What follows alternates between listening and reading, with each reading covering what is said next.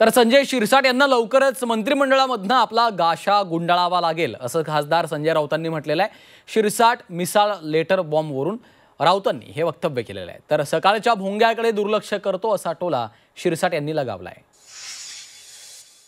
सरळ सरळ संकेत आहेत की संजय शिरसाट यांना गाशा गुंडाळावा लागण्याचे संकेत। मुख्यमंत्र्यांच्या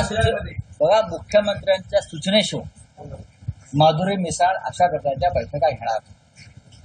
मला माधुरी मिसाळ माहिती आहे, पुण्यातल्या अनेक वर्ष त्या भारतीय जनता पक्षाच्या कार्यकर्त्या किंवा आमदार आहेत, नगरसेविका पण होत्या। मला वाटतं मुख्यमंत्र्यांच्या सूचनेशिवाय त्या सामाजिक न्याय विभागाच्या बैठका घेतील असं मला वाटत नाही। याचा अर्थ संजय शिरसाट यांना गाशा गुंडाळावा लागण्याची चिन्ह आहे।